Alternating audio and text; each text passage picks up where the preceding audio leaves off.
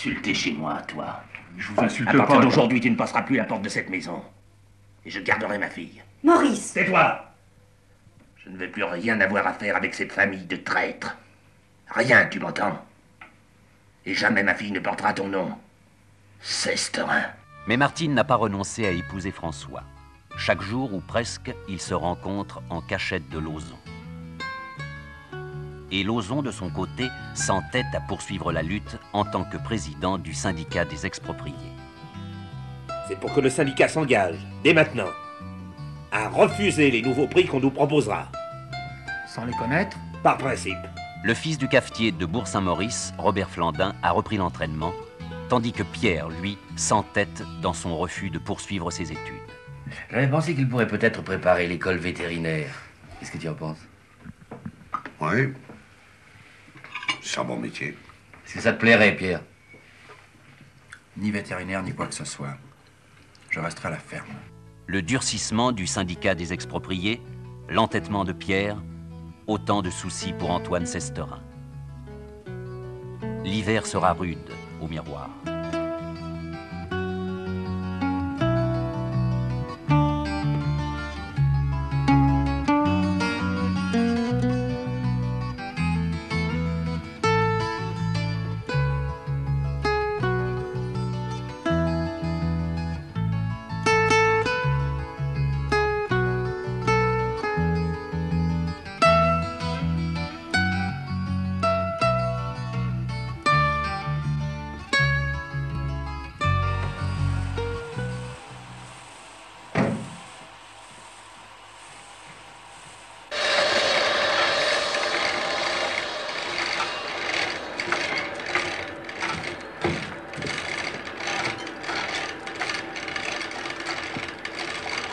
Tu manges avec nous.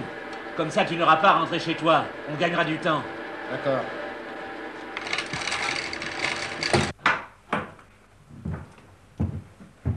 Tuilard déjeunera avec nous. Il y en a 7 des propriétaires. On a fait le compte. Ils sont prêts à signer. 25% d'augmentation, c'est toujours bon à prendre. C'est peut-être bon à prendre, mais c'est pas assez. C'est pour ça qu'avec Tuilard, on va les secouer un peu à la réunion de ce soir.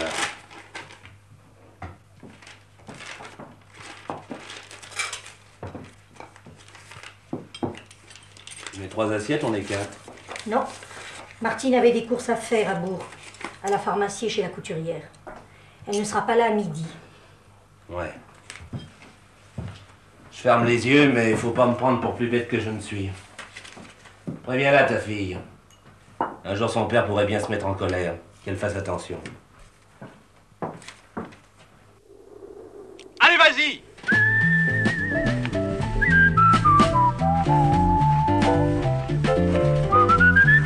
Allez, plus sur tes piquets!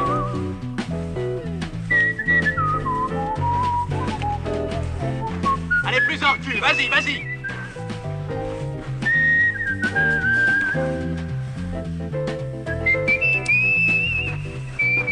Allez, allez!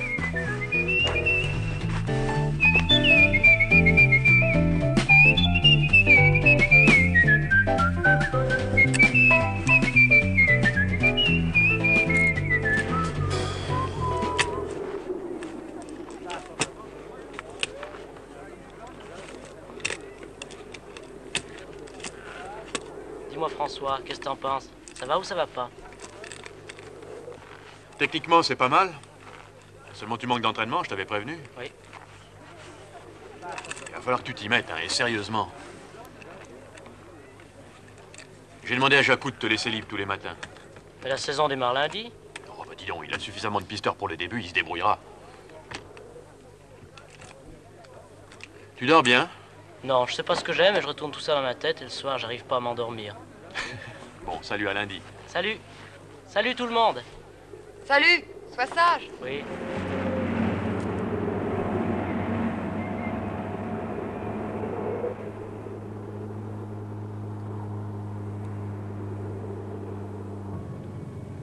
Sa jambe, tu crois qu'elle va tenir? Ça? Je m'en veux, tu sais, François. S'il n'y avait pas eu cet accident, Rambert, il aurait toutes ses chances. Il serait prêt, tu sais. Te fais pas de soucis, on verra bien. Bon, ben, tu rentres à la maison? D'accord. Au revoir, Martine. Salut. Je m'excuse de vous le rappeler, mais le syndicat, c'est moi qui en ai eu l'idée. Et je ne crois pas que jusqu'à présent, vous ayez eu à vous en plaindre. La majoration de 25% proposée par les domaines, sans moi, vous ne l'auriez pas. Ah, ça, y a pas de doute. Quand je vous dis de ne pas vous arrêter en si bon chemin, il faut me croire. 25%, c'est pas rien. Vaut mieux tenir que courir. Qu'est-ce que tu risques de refuser la majoration? Il y a un moment, il faut savoir traiter avec les plus forts. Tu sais ce que tu es? Un défaitiste. Je suis pas prêt de retourner bouffer chez toi. Enfin, Lauzon, continuez de se battre. Il y a du pour et du contre. En voulant trop gagner, on va tout perdre. Non, te fatigue pas. J'ai compris. Bravo, messieurs les technocrates. Ça paye le mensonge. La calomnie. Vous ferez ce que vous voudrez. Mais avant tout, je tiens à prouver, quoi qu'on raconte, que je suis un honnête homme. Tiens, fais passer. Vous jugerez sur pièce. Il est vierge, comme vous pouvez le constater. La société n'a rien à me reprocher. Et pourquoi tu nous montres ça? Parce que je vois qu'ils ont atteint leur but et que vous vous méfiez de moi. J'y comprends rien. Ne dis pas que t'es pas au courant. Je suis un escroc. J'ai été condamné. Du moins, c'est ce qu'on raconte dans le pays. Les technocrates savent que sans moi, ils vous mettront dans leur poche. Alors ils essayent de me nuire. Ils me font la peau. Ah, mais ça, monsieur Lauzon, ça se passera pas comme ça. Il faut pas laisser raconter sur vous des choses qui sont pas vraies. D'autant plus que ça met en cause le syndicat. Un président escroc. Moi, je propose qu'on fasse une déclaration dans les journaux. On n'a pas le droit de salir un honnête homme.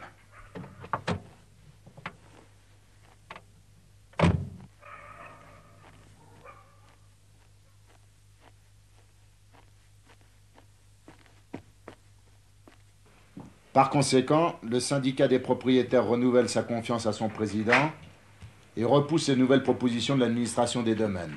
Voilà. Bonsoir. Bonsoir, Martine. Qui vote contre? Adopté à l'unanimité. Messieurs, la séance est levée. Salut, Madame Jay. Je peux te voir une seconde pour les bons d'expédition de demain.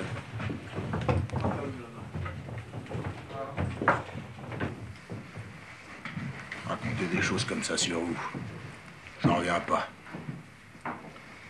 Ne le répète pas. Et entre nous, c'est pas vrai. Qu'est-ce qui est pas vrai? Personne n'a jamais rien raconté sur moi. Mais à partir du moment où ils me croient attaqué injustement, ils me défendent. Et par la même occasion, ils n'osent plus aller contre nous, comprends-tu? Alors tout ça, c'était de la frime? Oui. Bah dites donc. J'aurais jamais pensé à ça. Vous êtes plus malin que moi. C'est pour ça que je suis ton patron.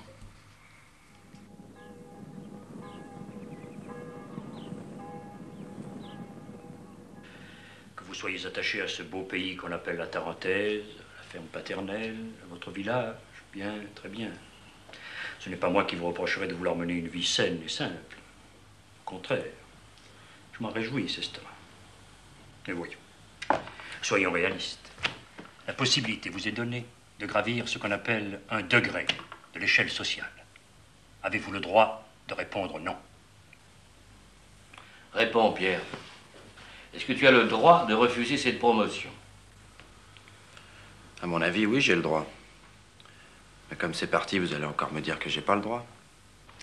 En effet, Sesterin, vous avez reçu dans ce cher vieux collège une éducation dont vous devez témoigner. Demain, ce pays aura besoin de cadres, de fonctionnaires, d'avocats, de médecins, enfin, que sais-je. Là est votre devoir, dans l'exercice de ces fonctions supérieures. Car c'est là que vous pourrez appliquer nos principes, que vous perpétuerez par l'exemple l'enseignement que nous vous avons dispensé. Car c'est là, au levier de commande, que vous contrôlerez la marche du progrès. Est-ce clair, oui? Si vous permettez, tout ça, c'est bien beau. Mais je voudrais qu'ils comprennent que son intérêt n'est pas de rester au village. Et que la terre ne nourrit plus son homme. Et tu as raison, Antoine. Mais en l'occurrence, son intérêt se confond avec son devoir. À vous entendre, mon intérêt se confond surtout avec votre intérêt. Que je sois Pierre Sesterin, ça ne compte pas. Ce qui est important, c'est que je sois un ancien du collège. Voilà l'exemple même du mauvais esprit. Je vous plains, monsieur, d'avoir un fils comme celui-là. Je crois qu'il est inutile de prolonger cet entretien. Monsieur? Au revoir, mon père.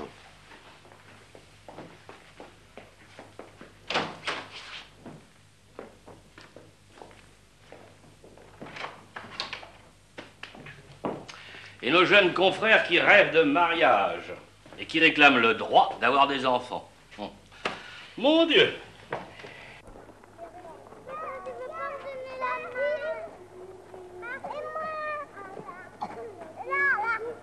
Ce que tu veux, c'est travailler à la ferme avec papa? Oui. Travailler? Pendant les vacances, tu crois qu'il m'aurait donné un coup de main, penses-tu? Il était dehors toute la journée. Il y en avait que pour Robert et la fille, là, la nièce de Flandin. Bon, bah, c'était les vacances. Ce qu'il veut, c'est ne rien faire. Voilà la vérité. Bien vivre et ne rien faire. Papa, je te Il jure... est fatigué de naissance. C'est pas vrai. Eh bien, prouve-le, travaille, montre-nous de quoi t'es capable.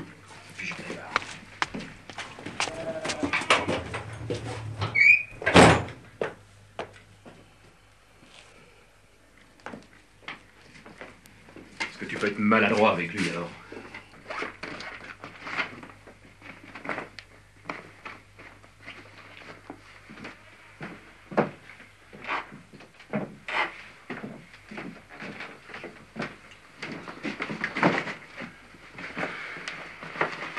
Bon, allez, laisse ça, fais pas l'idiot.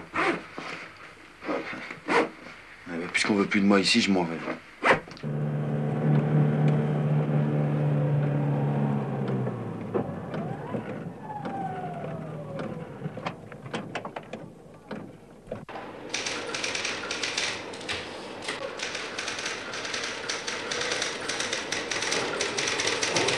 Bonjour, mademoiselle. Bonjour, monsieur. J'ai rendez-vous avec monsieur Rubaud. De la part de qui?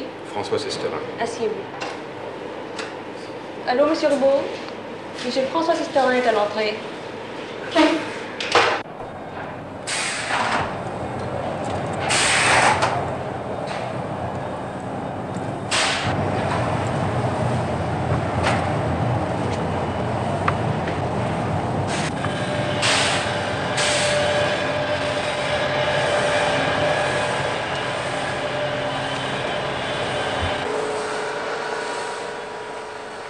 Alors, tu remets ça à Tignes? J'y retourne lundi, ouais. Et le petit Flandin, il sera prêt pour les courses de Val d'Isère?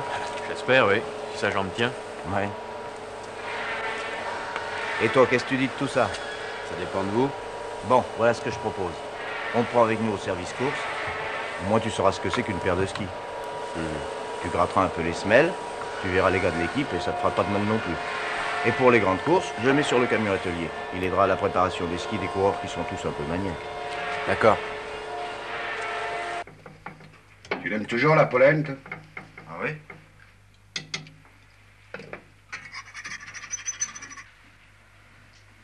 Où est-ce que tu vas loger? Monsieur Rubaud m'a trouvé une chambre. À l'hôtel? Non, je suis des gens de l'usine. Peut-être que de travailler, ça te fera le caractère. Mon avis, c'est pas un métier pour toi. Où il est, ton frère? J'en sais rien.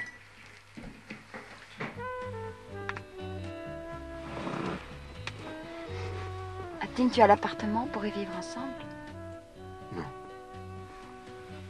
Pourquoi? Si tu te fâches avec ton père, un jour tu me le reprocheras. Il vaut mieux attendre le printemps. Au printemps, ce sera pareil. Mais non. La station va se faire, j'en suis sûr, malgré le syndicat. Alors là, tout s'arrangera. Le père Lauzon serrera la main du père Sesterin et nous, on pourra se marier. Et tout un hiver sans toi. On se verra le dimanche. Puis en semaine, souvent, le soir, je viendrai te chercher. Je ne veux pas te quitter, François. Sois raisonnable. Tu m'aimes? Oui.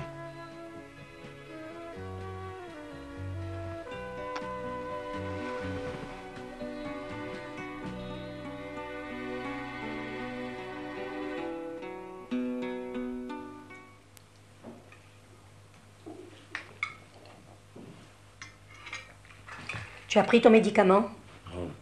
Pour ce que ça me fait. Et après, tu te plaindras.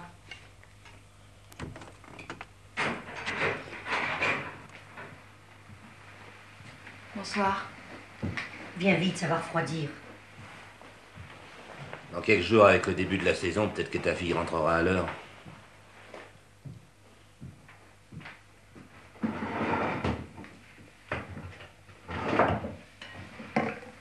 Quand est-ce qu'il part?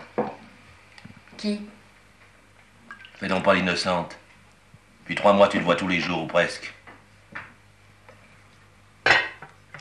Mange. Si vous croyez que je reviendrai sur ma décision, vous vous trompez. Jamais je ne donnerai mon consentement au mariage. Ça passera? J'ai 22 ans. Ça n'empêche que t'es une mal élevée. À qui la faute? Maurice! Écoute, papa. François va remonter à Tignes pour la saison. Mais je le reverrai toutes les semaines. Si ça ne te plaît pas, je quitte la maison. Tes histoires de consentement et de mariage, je m'en fiche. Tout ce que je veux, c'est vivre avec François. Marié ou pas.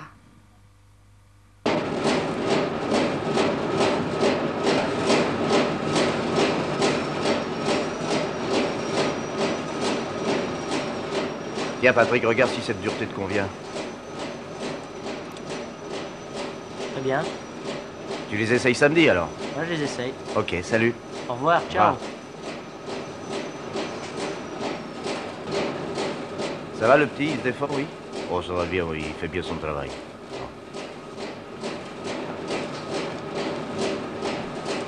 Cet après-midi, avec Albert, t'embarques tout sur le camion. D'accord. Tu vas revoir ton ami Robert. Parce que vous m'emmenez à Val? Pour le critérium? Ouais, tu viens avec nous.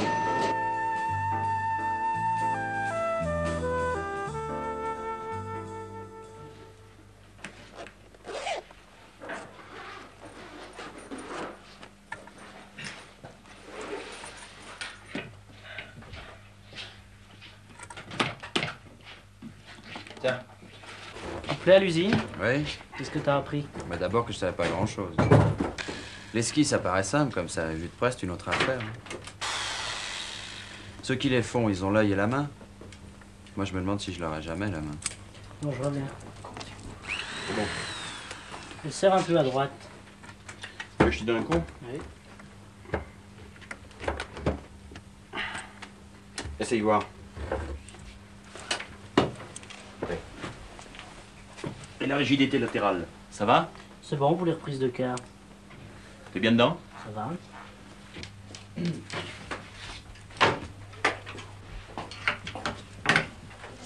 Qu'est-ce que c'est ce travail? T'as vu les fixations de Robert, où elles sont? Bah ouais. Monte-les comme celles de Duvillard qui sont là. Regardez la différence. Ah, mais je croyais que c'était des slaloms. Bah non, justement. Bon, ben, il ne reste plus qu'à skier comme du Villard.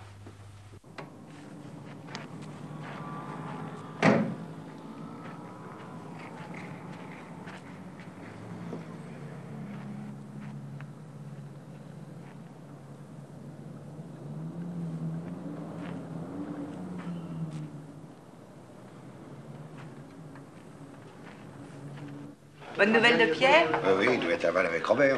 On va peut-être le voir tout à l'heure à la télé. T'es fier de ton fils, hein? Oui. Une bière. Ah, il faut reconnaître que les enfants, quand ça vous donne des satisfactions, on est bien content. Qu'est-ce que tu prends? Un petit café. Un café, bien, hein, pour Antoine. Mais qu'est-ce qu'il vient faire ici, celui-là? Tu crois qu'il est au courant du décret d'expropriation? Je sais pas. Salut, Lozon. Alors, quoi de neuf? Rien, tout va bien. Ah bah, tant mieux. Mais si tu viens me demander la salle de café pour les réunions de ton syndicat, ça, tu auras encore une fois le plaisir de te dire non. Je suis venu prendre un verre et assister au triomphe de ton fils à la télé. J'ai bien le droit, non? Alors ça change tout. Dans ces cas-là, c'est moi qui offre. T'as mis ton beau costume? Oui.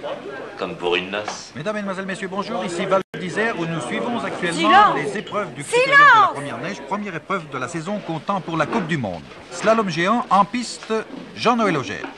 Jean-Noël Augère qui, dans un style un peu sauvage, est en train d'essayer de se bien classer. Jean-Noël Augère est un partant, c'est un garçon extrêmement accrocheur et il a à cœur de réussir son début de saison. Bon, je vous laisse, je monte à l'avant. C'est pas toujours le cas pour Jean-Noël. Jean-Noël Augère, dans la dernière planche. ça marche très bien pour lui. Vous voyez sa position extrêmement particulière, extrêmement en arrière. Jean-Noël arrive, il passe la ligne d'arrivée. Le temps de Jean-Noël, 1:29:13. 1:29:13, c'est bon. Au départ maintenant, Robert Flandin. Robert Flandin qui est pour nous, je dois l'avouer, un quasi-inconnu. En effet, il a remporté un jeune de par ici, championnat vous en entendrez interscolaire, parler. mais c'est la première fois qu'il est lancé dans le grand bain de la compétition. Et je dois dire que il se défend que sa jambe pas tienne. trop mal. Regardez sa position, elle est extrêmement classique, très en arrière. Il se bagarre entre les portes. Bon soulevé de ski dans ce parcours un peu torturé, un peu très slalomé. Robert Flandin est en train de réussir une très bonne performance. Compte tenu évidemment de sa jeunesse, Robert Flandin arrive. C'est Son bon, temps, il est sur Effagnan, c'est bon. C'est bon. Star numéro 16, Robert Flandin. 69. 1:31:69. Formidable. 10 premiers. 1:31:69. Avec ça, t'es dans les 10 premiers. En piste maintenant, Walter Grossmann. Walter Grossmann. Ah bah dis donc, hein. Qui n'a Avec les équipes nationales au départ, dis donc, c'est très bien. Ah oui? Et tu voulais lui casser les skis. Pourquoi je voulais lui? Bah, tu disais que ça lui montait à la tête. Mais jamais de la vie, mais raconte pas n'importe quoi, Antoine. Allez, ça s'arrose, hein. Oui, mais attendez la fin de la course. Dis donc, tu demanderas à ta femme de me réserver 10 journaux demain. Hein. D'accord. Je vais les envoyer à la famille. Oui. Oui, je l'ai appris ce matin. D'accord. Rendez-vous lundi à Chambéry. Au revoir, maître.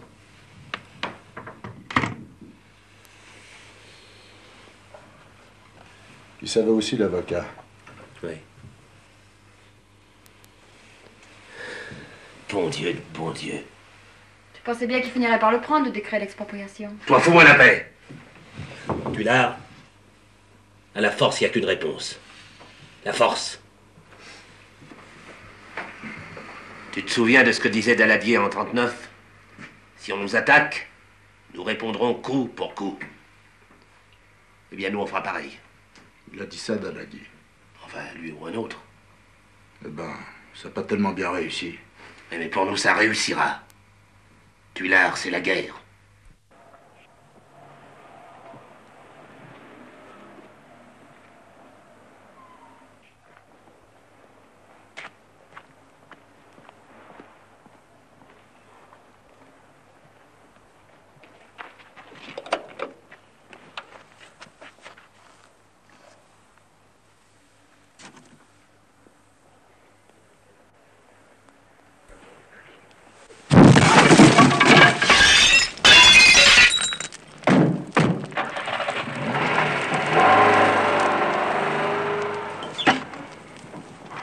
Oh, nom d'un chien. Oh. Qui c'est qui a fait ça? Ah ben, j'en sais rien. Mais il n'y a pas d'erreur, on y va tout droit au casse-pipe. Oh. Oh, mes vitres.